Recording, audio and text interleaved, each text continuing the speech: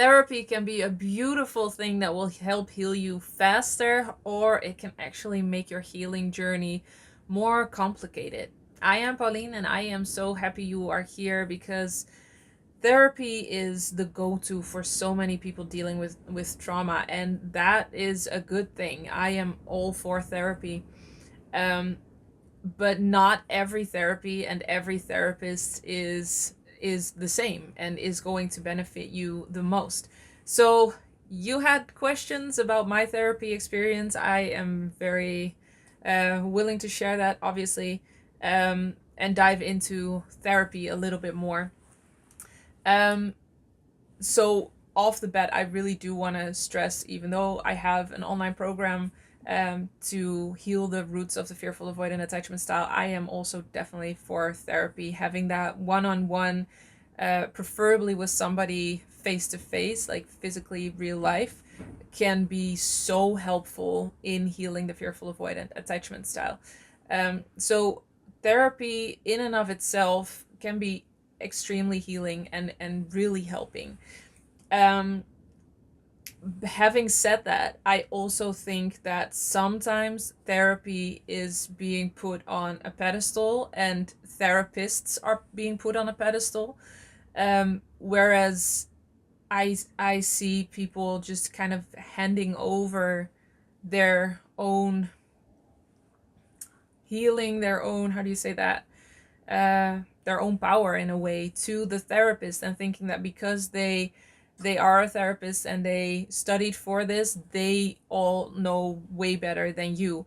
And that is something that I do want to address, that I am absolutely for therapy, and every therapist that has studied and has a degree and had a good degree, they know things that can help you for sure. But that doesn't mean that they get to have everything from you, that you have to hand over your power to them, and that when they do things that don't feel good for you, that you just have to do it because they know better. So we're going to dive into that a little bit more at the end of this video.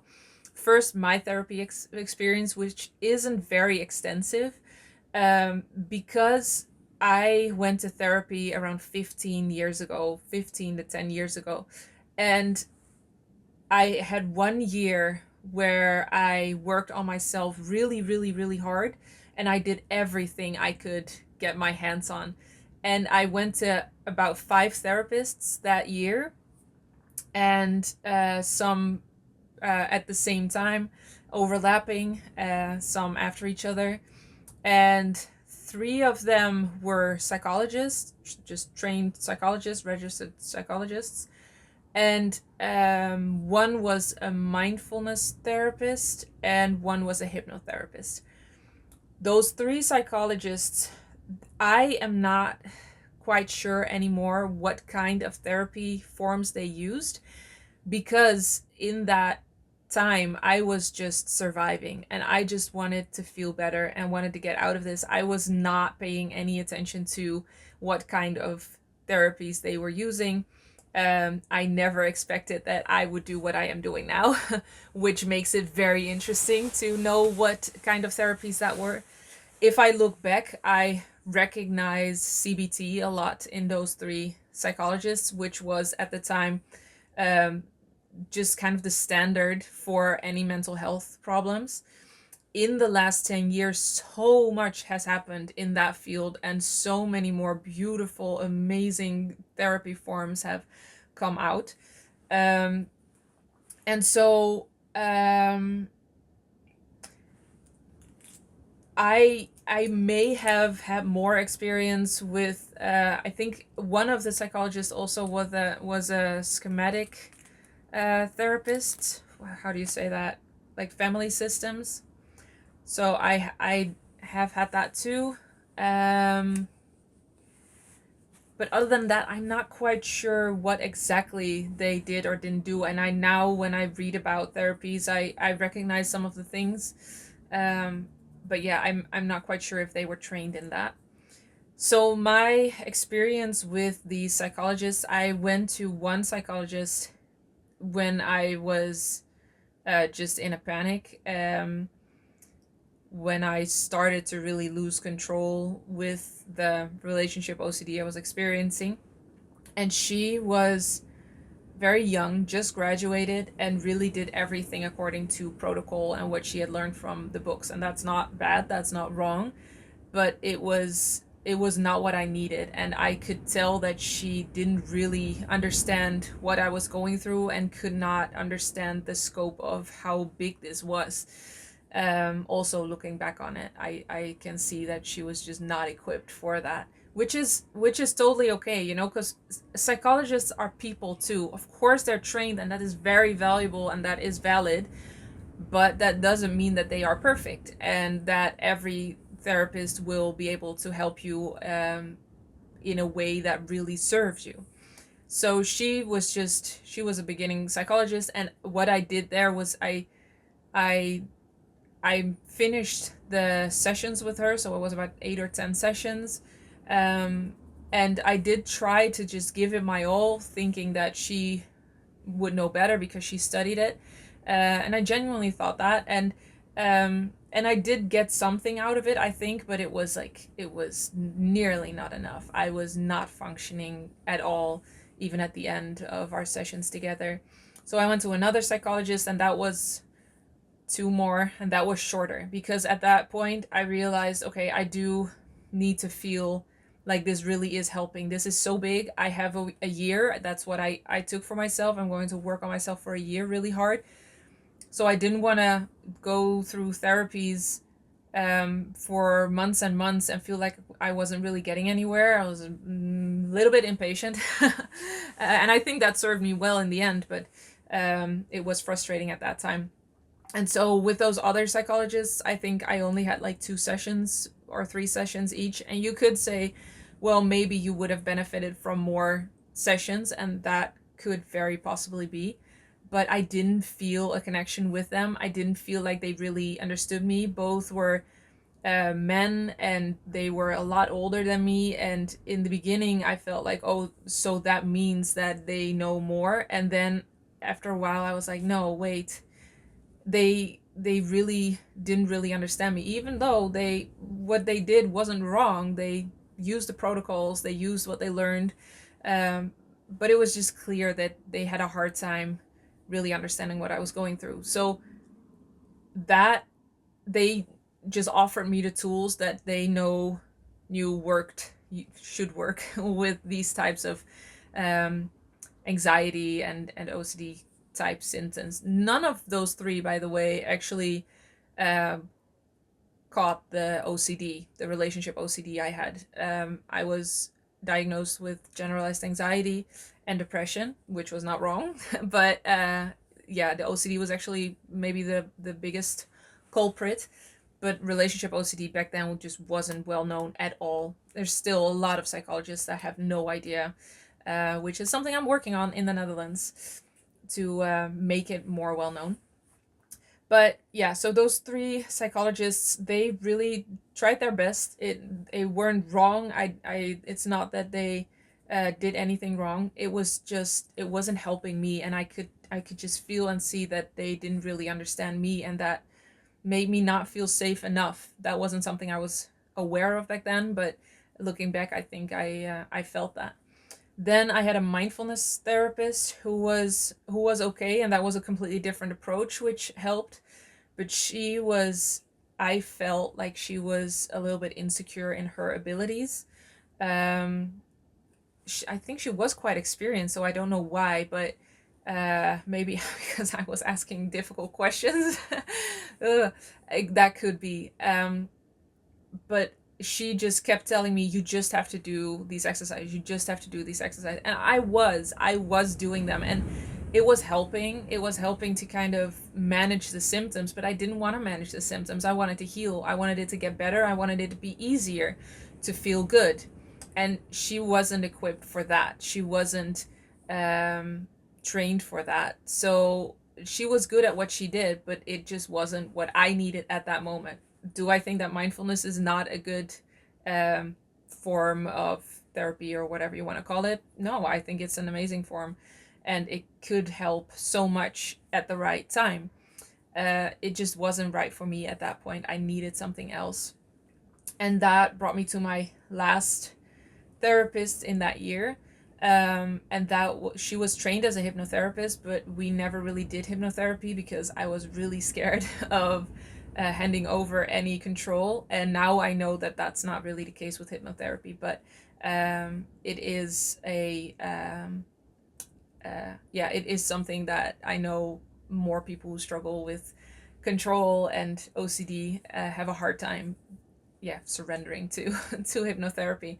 But she really, really, really helped me because of who she was. And of course, she was trained. She had a degree, but she was also just a very loving, warm person, and she really tried to understand me, um, even though she never had the same issues. But she was just so loving, and that was such an amazing example, and I felt really safe with her. Like anything I could say, she would find a way to see that in a loving light. And that's how I reconstructed so many memories from my childhood, seeing them in a loving way. And that really helped to not see myself as this horrible person that did everything wrong, but see myself as a child that was really doing their best with parents who weren't really equipped to guide me in a loving way, unconditional way. So yeah, she really helped me so much. She made me, in a very patient and loving way, see that my father, who I had on a pedestal and who I adored, um, could actually contribute have contributed to this problem. She never showed me the full extent of it. I figured that out years later. I wasn't ready for that at that point either. So she showed me what I could handle at that moment, which is amazing if I look back on it. She did that so wonderfully. Um, but I think what helped the most is that she was the first completely safe person that I could attach to, beside my boyfriend at the time, Aryan. Um, but I was having all these doubts and OCD obsessions about him and about our relationship and my feelings for him. So in that way, he didn't feel safe. He was safe. He was just very kind and sweet and unconditional. But I couldn't feel safe with him in the way that I did with her, because she was more like a parental figure, and I could just come to her with anything. And because she was kind of outside of my life, I could just tell her everything without any fear of ramifications. And that really helped. I went to her for, I think, a year, maybe 2 years. I don't even know, actually. Yeah, and she really helped me a lot. So what I learned from that is that, yes, it is very important to find a good therapist that has had the proper training so that they can guide you through the things that you run into during therapy. But it is also so important that you find somebody that you feel safe with, because so much of the healing of the fearful avoidant attachment style is in the relationship that you build with your therapist. And what I see a lot with the people that go through my programs is that they have a therapist that they don't really feel comfortable with, that says things that are actually triggering because they don't understand relationship OCD or fearful avoidant attachment style. And so they say things like, well, if you have so many doubts, why don't you break up? And in their heads, that may be helping, or it may be something they are trying to use to actually help you. It is well intended. I truly believe that. But it is not helping. It is not serving, and it can cause so much more anxiety. And what happens then is that every time that you go there, you're tense. And you think, what is this therapist that should be helping me? What are they going to say? And that just gives a dynamic that makes it very hard to really heal. Um, and so I see that this idea that we have, that therapists are the the absolute best and end all of everything, it can work against you when you don't acknowledge that you just that is not working, that they are saying things that are making you feel bad. And if you give your power away to somebody, to anybody, don't do that with anybody. Don't do that with me. Don't do that with anybody. Um, and you think, oh, they know better and they are going to fix me, are going to make me heal, then you are willing to feel bad because you think it will lead to something good. But the therapy process, the therapy journey in and of itself is allowed to feel really good. So it's not that you have to go through a lot of pain or uncomfortable feelings or sessions to, in the end, feel good. A therapist that is right for you, right for your personality, for who you are, and right timing in where you are in your healing journey, they will feel safe. They will feel warm. They will feel comforting, even while you are healing trauma.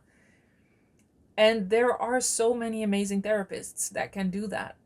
So the therapist, the person, and the way you connect to them, I think is just as important as the therapy that they use. There are some forms of therapy that can really help with fearful avoidant attachment style and ROCD.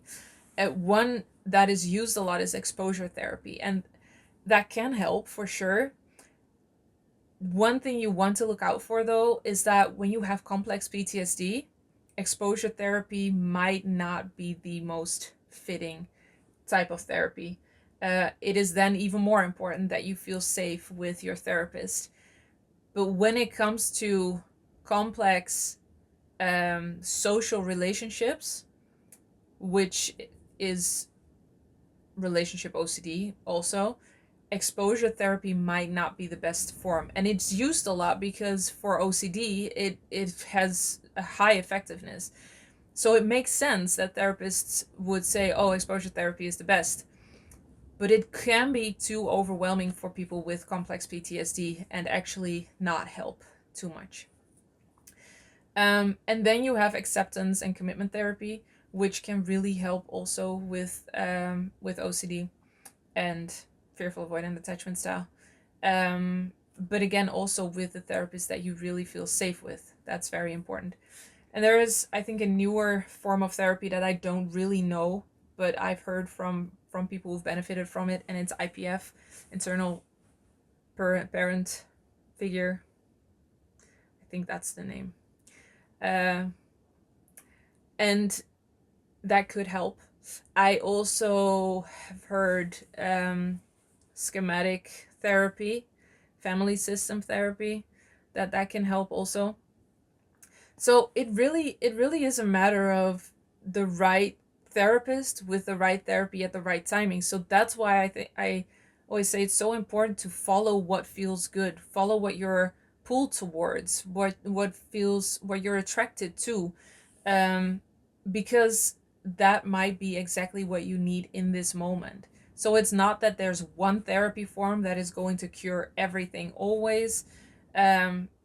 It's really where you are in your healing journey. You might need different things, and that's okay. That's very good, actually. I think every healing journey looks different, and it's supposed to be that way, because you are unique and you need different things at different times. So find a therapist that really helps. Find a good therapist that you connect with, that really helps. And there are some therapy forms obviously that work better than others.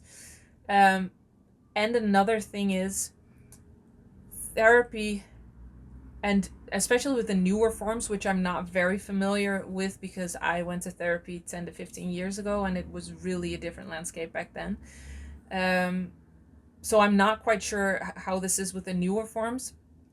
But what I've noticed with all the people going through my programs is that even though they benefited from therapy a lot, some of them missed a modality or a healing tool that actually released the trauma from their system.